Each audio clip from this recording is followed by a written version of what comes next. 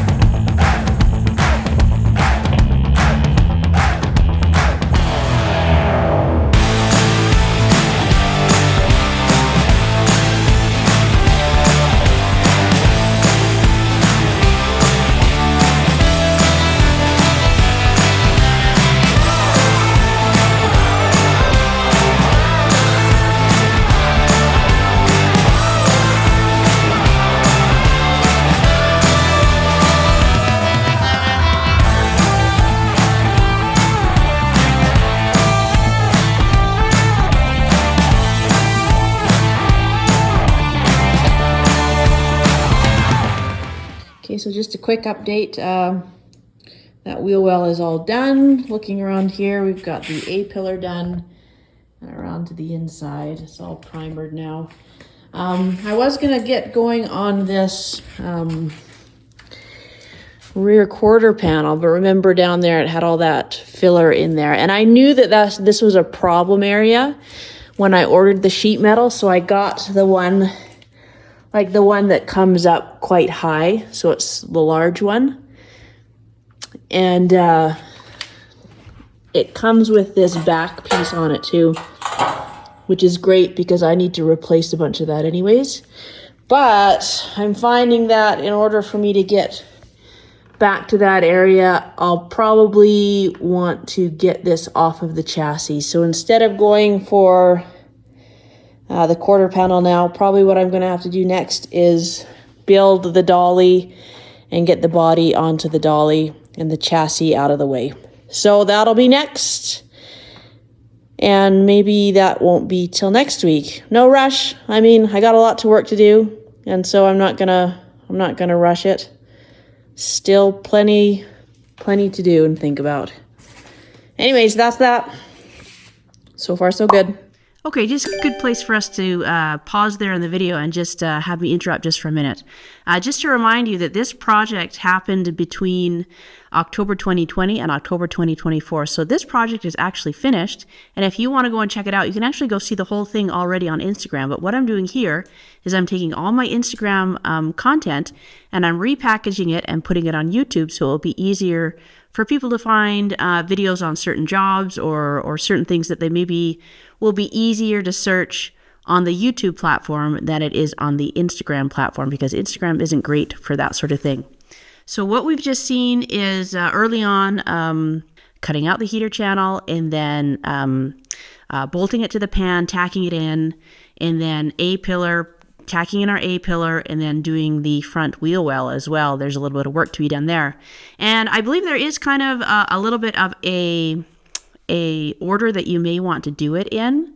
I think it's best to do the heater channels first, and that just makes sure that it's sitting on the body correctly and everything's lined up there, and then you can start putting in all those other pieces. A-pillar's got to go in first, that lower A-pillar piece, if you're going to do that wheel well as well, because there is a little bit of a, what would you call it, the drip rail that comes around the outside. That's got to fold around a bit of the wheel well piece. So there is a bit of a order that you might want to think about doing things in. I think I covered it maybe in the notes and stuff, but when you're cutting out the heater channel, just try and retain as much as you can on the body. Like, cut the whole heater channel out, but just try and like drill out your spot welds and try and reuse those when you're relocating your new heater channel, because that will help you fit things a lot easier, I think. And you'll see too, I covered this in the last video, but you'll see too that lining up aftermarket parts is always a little bit tricky, especially with these heater channels. You're on the pan where the bolt holes are, and then where the little nuts are on the bottom of the heater channels, they often, almost always, don't line up. So if you're looking at doing this specific job, the heater channel replacement, my best advice to you is just go in and fit it to the pan as best you can, and then go under and just kind of circle where the new nuts need to be welded in, and just change them. You'll fight too much with trying to like move it this way and that, and then the body might not fit very well. So just get your heater channel sat on that chassis on the pan as best you can. I always like to do the two bolts at the front. So the two bolts at the front that come off that one support piece, and then the one bolt at the back, that's the other support piece. I like to do those two holes and then just change whatever you need to change in between. You'll just have a better time. And it's better if you go into that job knowing that you're probably going to have to do that. Bolt that thing, like make all your changes on the bottom, bolt it to the pan, put your body on, and then start like tacking things in.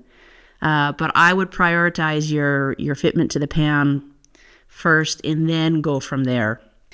Putting in the lower A-pillar is pretty straightforward. You just got to line things up. I would recommend, I don't show it in the video, but I would recommend getting your door back in and out every once in a while, or at least once, to make sure that things are fitting. Measure, take tons of measurements before, measure after, measure while you're doing it. Like, you can't measure enough, and get the door in there just to make sure that, because when you take that heater channel out, that door opening will want to collapse in on itself a little bit, which is why you want to brace it as well.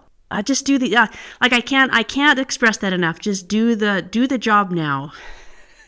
It takes extra time now, but you will be so happy when you do it now and don't have to fix it later. I'm not a welder, at least I wasn't when I started this project. And sheet metal is, man, it is really hard to weld. If you're getting into this and you've never welded sheet metal, it just takes a lot of practice. So just stick with it and just practice as much as you can. My confidence and my skill level grew as I went. Like, I wasn't great. Like, you'll see my welds in this video. It wasn't great. They're not great. They get a lot better as we go. And the other thing is just going back to that door fitting. Just fit the door as often as you can. I think a lot of people make the mistake of just thinking they can measure and just do that. So, just make sure that you're being careful and thoughtful as you go, because those little thoughtful things that you do now, I'm not kidding you, it's going to save you in the long run. So heater channel replacements are definitely a big job, but if you just take a little bit of thought into the process and just a little bit of planning, it can be totally doable.